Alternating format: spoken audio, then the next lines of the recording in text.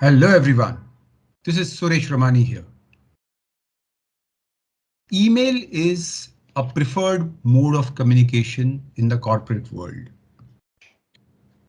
Not surprisingly, email is also a preferred way of data loss. Because of its widespread use, a lot of information tends to go out on emails which should not be going out. And that is a big worry for many customers, large and small. In the video today, we are going to show you some of the ways in which you would be able to achieve data loss prevention via email. So let's get started with some of the demos, which will show you exactly how you could do it. First, we are going to go ahead and show you how you can restrict certain users from sending the mails outside the company. See, if you are a reasonably sized company, you may want the email for certain set of users to be used only within the company. So let us first go ahead and see how to achieve that. I will have my team available with me who will be, showing the demos so that you can have a look at exactly how it will be achieved. Yes, let's get started with that, please. Restricting certain users to send emails only to company users. So here we are. Now there's a mail which is going to the user. OK, now this is going from when you see the user, the tenant. Yeah, let's see that the tenant ID is techgyan.com. So the company is techgyan.com. Now the user in the company techgyan.com is sending a mail to outside the company, which is lexgyan.com. So let's see what happens when this really happens. OK, let's send the mail, test at whatever time it is and see what will happen. Yeah, send.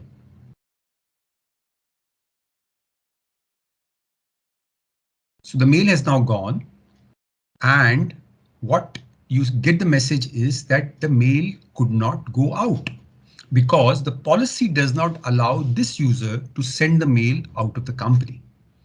So that's one of the ways in which you could prevent data loss.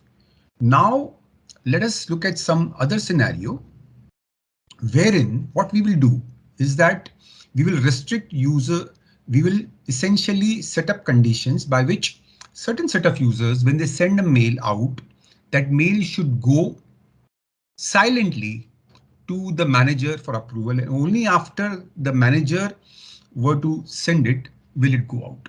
So let's have a look at how to achieve this. This becomes important, for example, if somebody is on the way out, right? Somebody is already under notice period and they are going to be leaving the company. So you could probably use this policy. So now here we are sending the mail to services@techgyan.com, test, and essentially, so let's say the time is 12:13 p.m. and who is sending it? Let's see the person who's sending it. Now this is going from a company known as LexGyan, which means now a person in LexGyan is going to be sending a mail outside the company. So when that happens, let's see what will happen. Let's send it. So this is gone. OK, now the policy which we have set up here is that this mail would be going to the manager of the person silently. And here is that mail which has come to the manager, Saima, and there are two options available: approve or reject. So if the manager approves, let's say you click on approve, that's the only time when the mail will go out. This all happens in the background through the policies which we have set up based on the business requirement. Now, next, let us look at how we can block messages with executable attachments. Now, why this is important, let me explain this to you. Essentially, that many a times a incoming mail will come with some executable, and this executable actually is nothing but some malware which is going to infect your systems and infect the mailboxes of pretty much all the users. So what we need to do is we need to block that from hitting the inbox. So if an external user is going to be sending a mail with an executable file, let us see exactly what will happen. So external user has sent a mail. Now you're going to the Gmail. OK, it's going from a Gmail ID. As you can see on the screen, it is going to a user at the rate Cloud Backup India, test at 12:15 p.m. and we are going to be attaching an executable.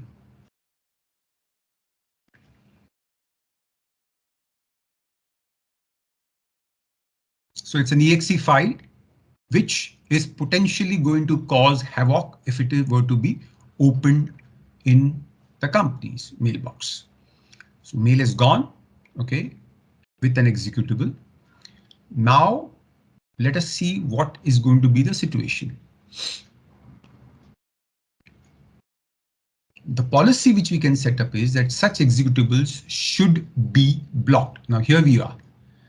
The policy has been said that if any executable is there, you can see this has gone directly into the junk mail folder.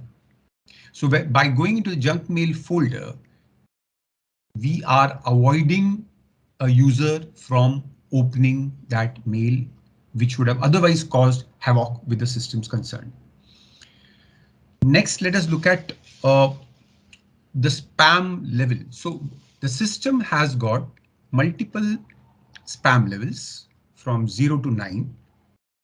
OK, so we can monitor and set the user. Remember, higher the level, it means that if you're going to have greater control, you will have some false positives also. So you have to manage it at a level by which, so right now you can see here bypass spam filtering 0 to 9, and you can granularly change the level to ensure that you get the right level by which you don't get too many false positives. At the same time, the spam mail gets captured. So this is another way by which you can pretty much capture whatever you need to be doing. Next, let us also look at a policy whereby we can set up a disclaimer. OK, we will set up a disclaimer at the organizational level, which means you don't have to really create disclaimer for every mailbox. You have created the mail at the organization level. Now see, the mail is going, OK, at Cloud Backup India to techgyan.com. Here's a test at 18 p.m. and you send a test mail to techgyan.com. The mail is gone, and once the mail is gone, automatically the policy of the disclaimer will be put up. And once the policy has been put up, what is going to happen? Here's the mail which has come in. So the disclaimer is this email and any attachments contain confidential information. So you can put up the disclaimer as per your requirement, and then accordingly it will be applied to all the outgoing mails. So that's another way in which you can put disclaimers automatically. Now, next we are going to see is it's quite possible that some of the mails, the text could have some confidential information like Aadhaar card. It could have passwords. It could have anything which is confidential to you, right? So you could put those words as a control words. And when such words were to appear in the email, that email will not automatically go out of the company.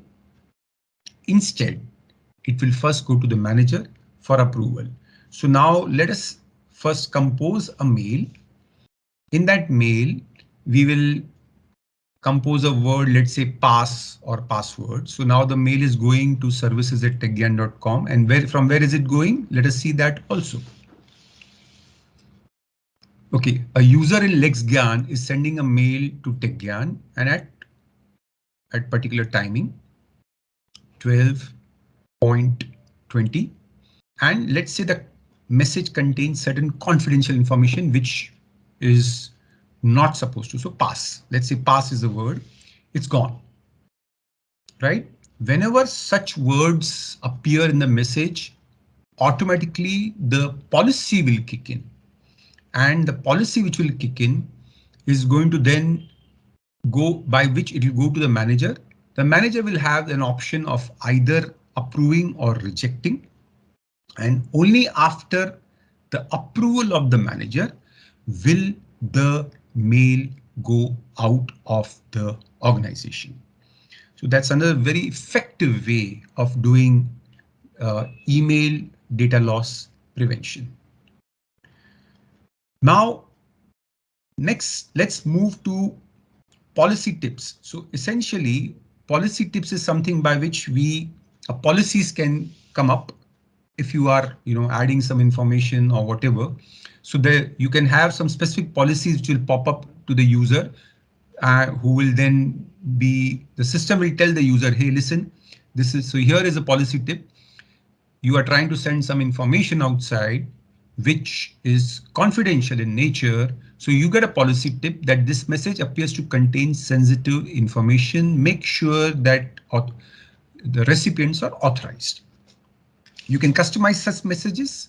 So you're giving another flexibility by which a user can send it out, but a policy tip will appear. And if the user disregards that, of course, then there has to be certain other compliance measures built into the system by which you can take control of the same. So this is another very subtle way of doing email data loss prevention. Next, let us look at the feature which we call it as supervisor mailbox. In the supervisor mailbox, we can have a group of people, group of users, and all the mails which are going to that group of which the group of users are pretty much sending out, there will be a copy going to the supervisor. So here you have essentially a mail which is going at a particular time, which is gone at a particular time, and a copy will be going to a supervisor mailbox. So this is another way in which you can achieve data loss, because if the users know that all outgoing mails are going to be going to a supervisor mailbox, they would be very careful. And if they send it, and if it is captured in the supervisor mailbox, then obviously the follow-up action can be taken. Now, next, let me show you something which we call it as archive mailbox and the retention policy. So for that, let me just share my screen with you.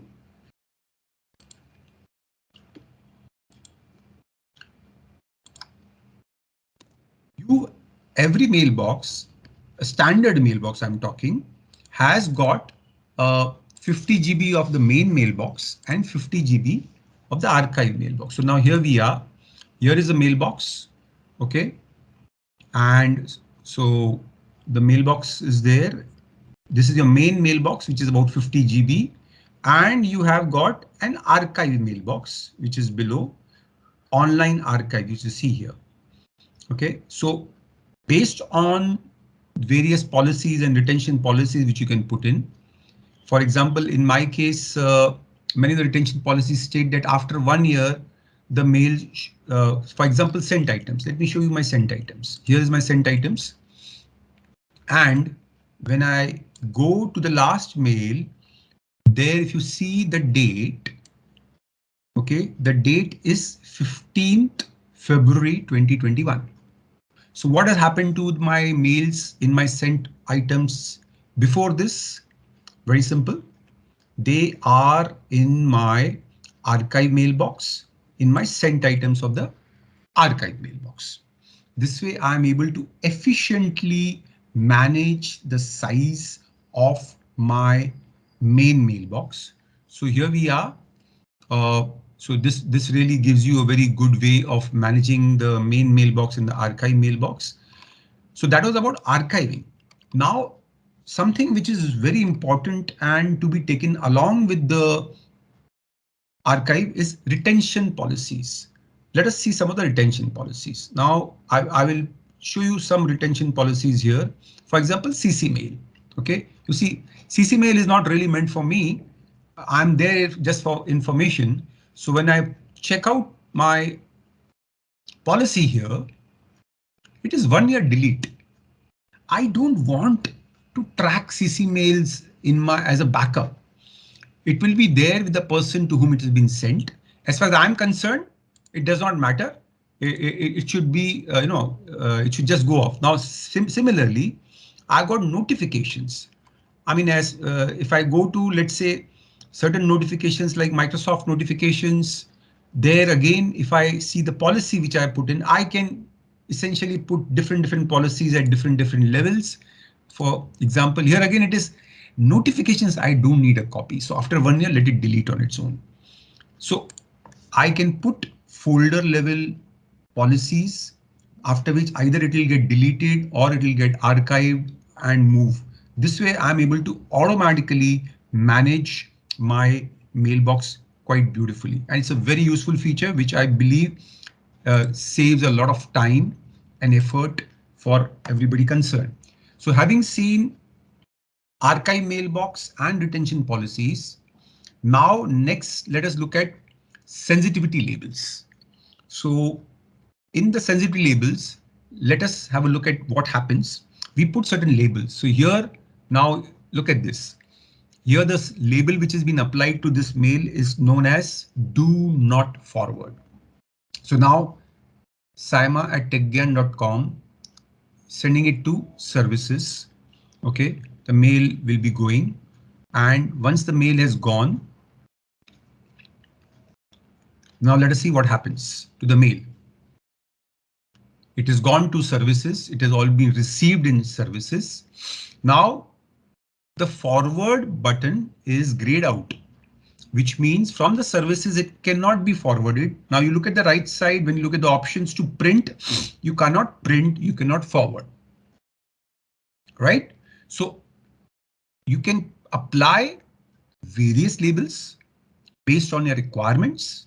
You can set them up, and while sending out the mails, once you apply these labels, automatically the required policy will be updated and it will ensure that the required data does not go out if it is as per the policy. Now, whatever we discussed so far are all part of the standard exchange plan 1. OK. Next, we are going to see some of the features which are there in exchange plan 2.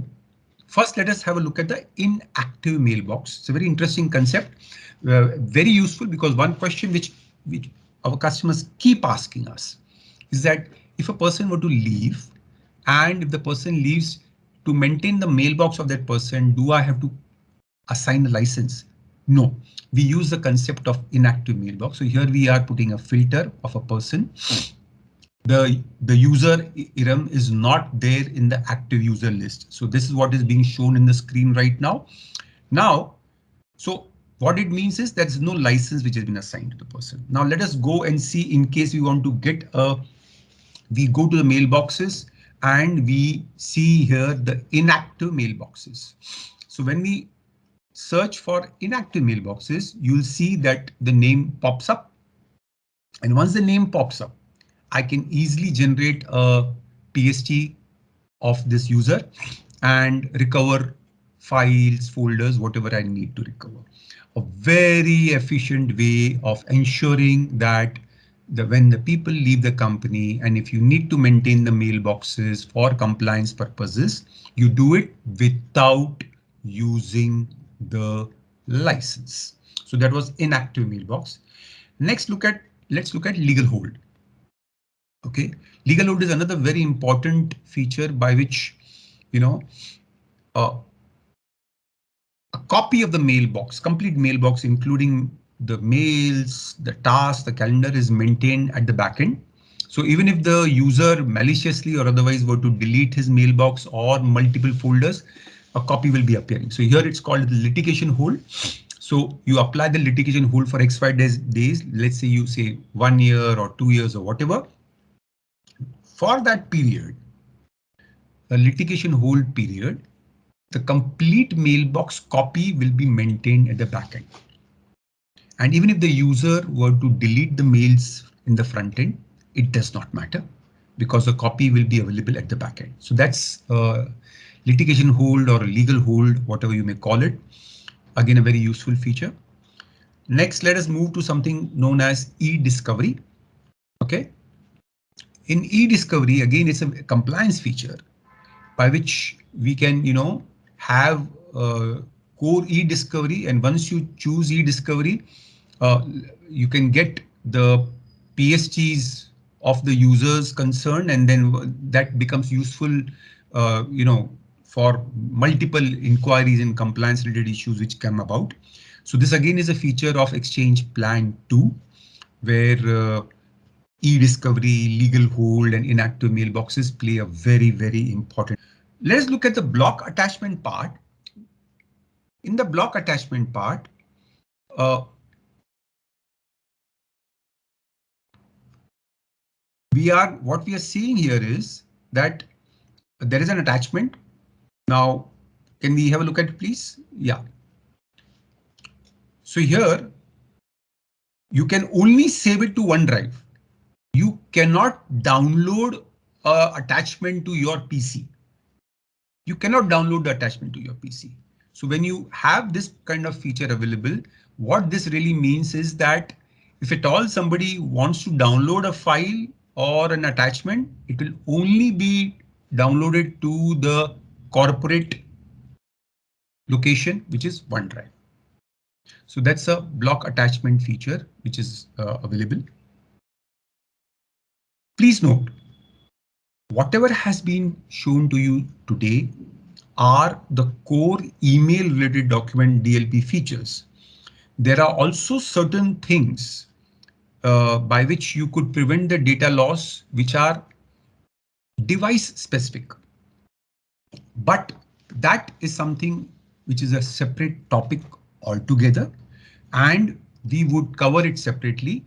Today was very, very specific to Exchange Plan 1, Exchange Plan 2, so that you know that using Exchange Plan 1 and Plan 2, to what extent you can do data loss prevention.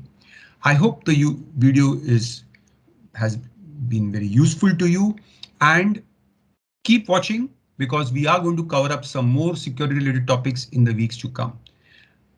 Have a wonderful day ahead.